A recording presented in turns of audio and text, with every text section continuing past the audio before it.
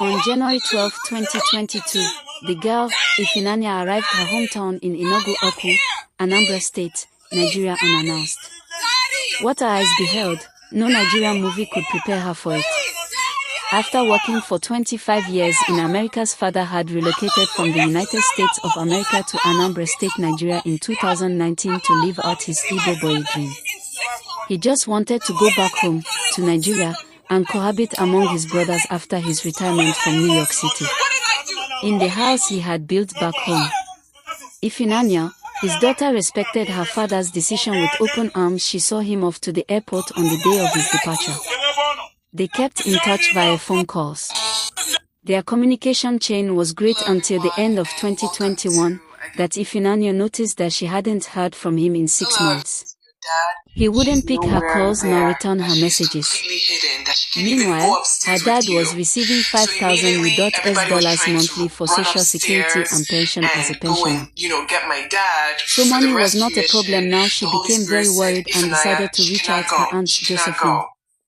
But her aunt always confirmed via phone calls that he was doing alright. And when she demanded to speak to him, Aunt Josephine would give one excuse after another. It was suspicious.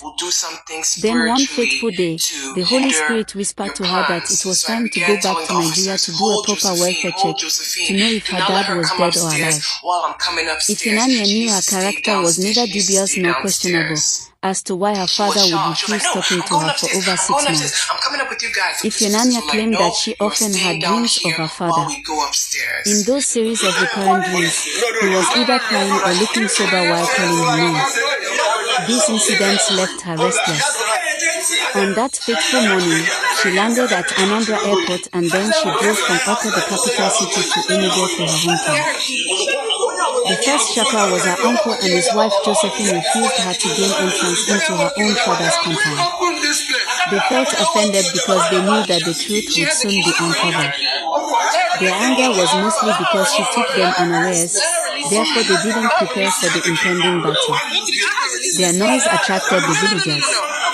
All were surprised to learn that her father had been in that compound since the last 1 year because her aunt and uncle had always told people that he was in the US. It wasn't easy to locate particular room where Peter, her father, was. With the help of the youth leader, they hired a ladder to gain access to the house. And when they eventually located her father, Ifunanya wept. A man who was receiving $5,000 monthly was locked up in a room, lying helplessly on a dirty mattress, looking very unkempt. His beard had grown wild. She took him to the hospital where they spent 9 days. Ifunanya saw that her father was reissued a new passport by American Embassy and she eventually flew him back to the United States of America. Pray to have a daughter like Ifunanya.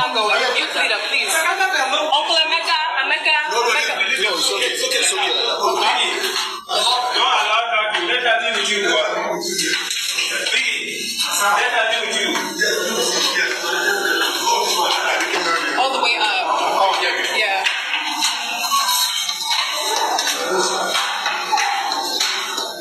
Oh, wait.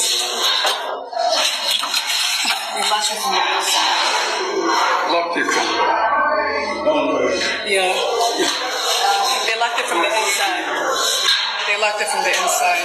Do you see these mind games? Uncle, do you see these mind games? This door has never in the history. This way we go through here. I don't know what is waiting for us on that side. They locked it. Is that a way? There is. And there's a I don't know why this is. Can he come out to open for us? Who? Francis is with him. So let Francis is there. Yes. But as we were walking upstairs into the 3rd floor, which is where I found my dad, I noticed that it was locked and that surprisingly there was a door that was open. The Spirit said, do not go through that door. There's a reason why that particular door is still open. It is a trap. They've laid a trap for you. If you go there, you will die. So I said, okay, I'm not going to go through that door because it's ironic that all the doors are locked. Why is this door open? So I refused. I went back downstairs and I said, I'm not playing this game with you.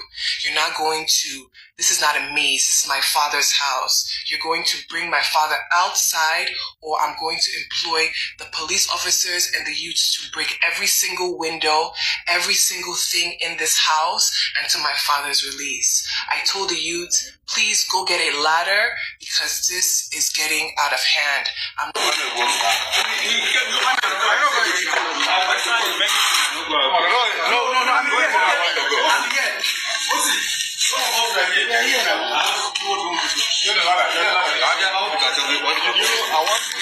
Not going to be searching through every corner of this house looking for my dad. It's not going to work that way. So the police officers, Umuna, the villagers were all screaming at my aunt, if Peter's in this house, why are you not showing us, telling us where he is? Who is Peter with? My aunt now said, oh, he's with Francis, the other uncle that, was physically abusing and attacking me. They said, okay, tell Francis to open the door where he is. She's making all these random calls, telling someone on the phone, okay, open the door, I'm coming. The police officers are like, you are not going anywhere, you are staying right here. So at that point in time, I was telling the youths that they need to hold my aunt because I'm going to try again to go upstairs and see if the other doors to my father's house, my father's rooms are now open. As I proceeded to go upstairs, I now found my uncle, Francis, on the second floor landing, basically pleading with Umuna.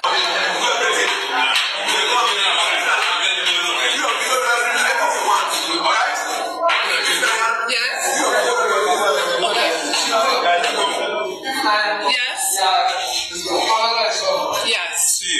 Don't want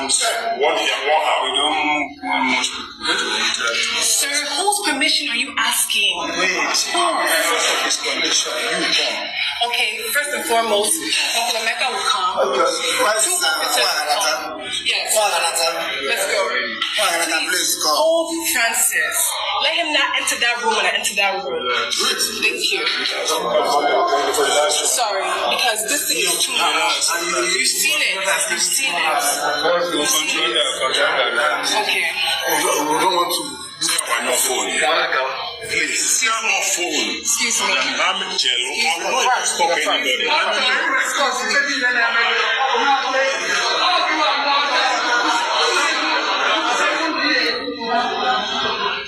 Daddy?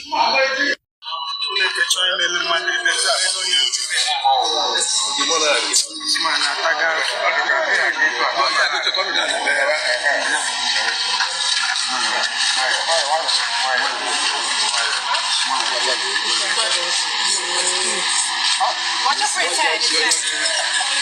I'm here with you, okay? Bend his head. Go to the back. I will. But let me just watch him see if he gets in the car.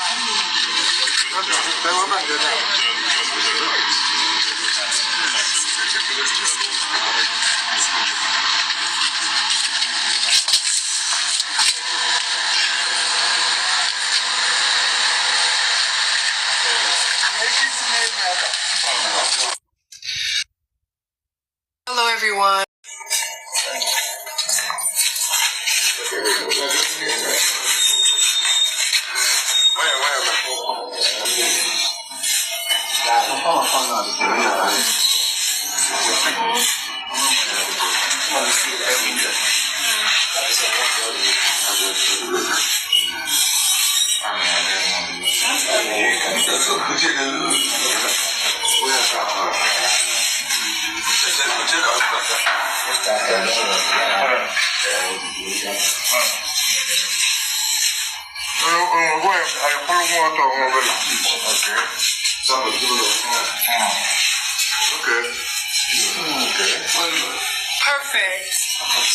Perfect. Please, I need another pillow.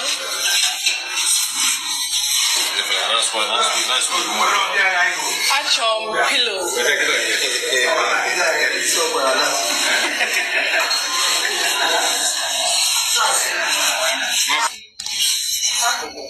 Just right. Yes.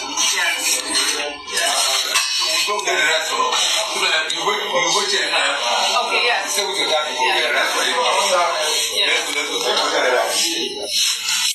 My dad was so happy to see them. They were giving him shouts of praises and calling him his titled name, Aralugo. After that, we went to go and get my dad food.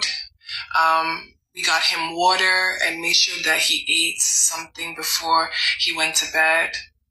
After he finished eating, it was just me and him because the elders needed to now go home.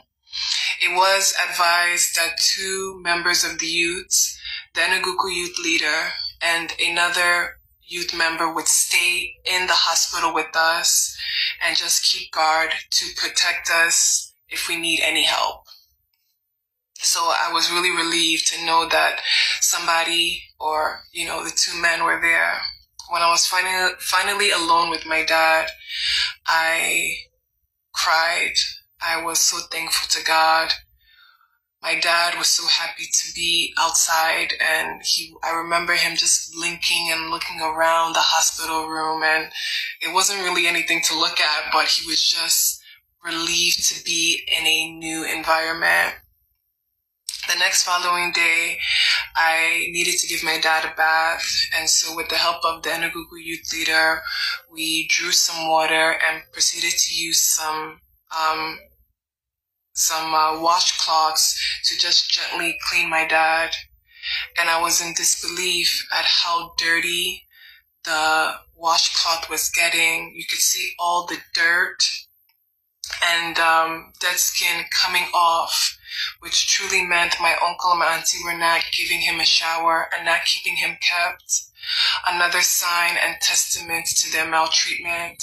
Look at all this dirt.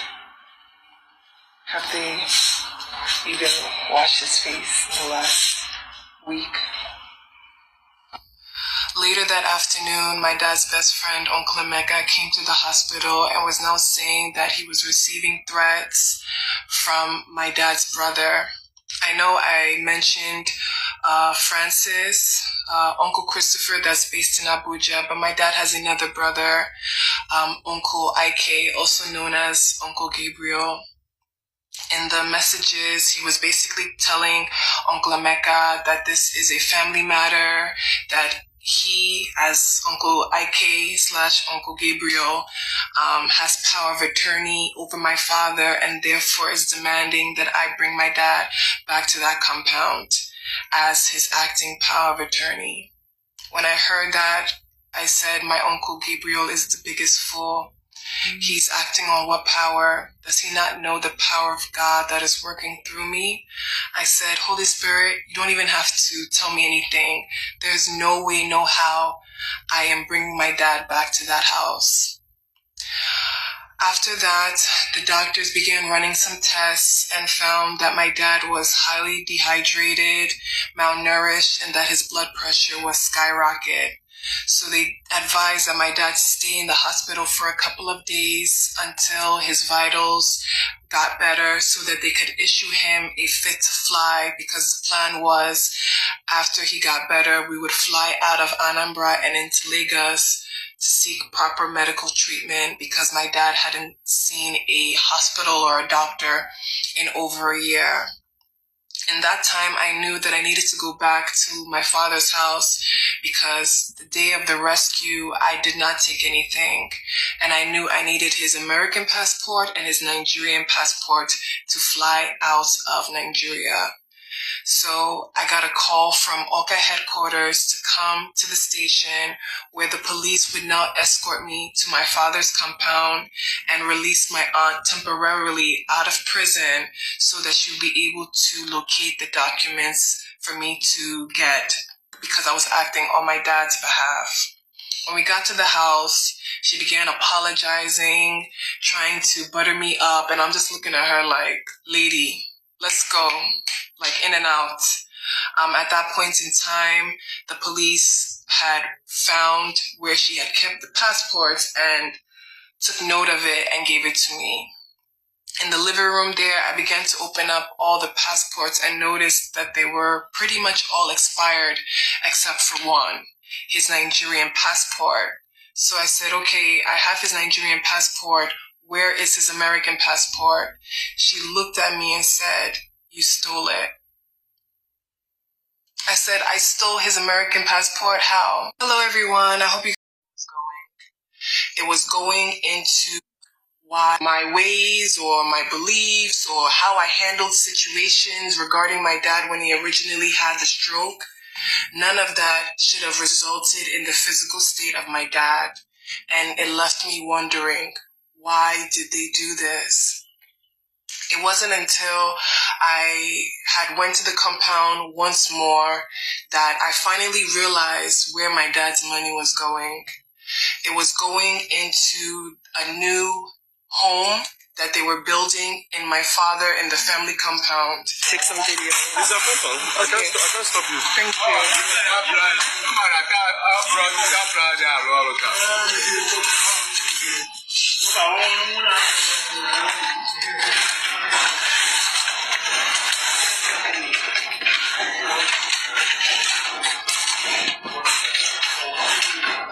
It was originally a boys' quarters, very small, insignificant, but I realized that they had demolished that and started to erect a new building.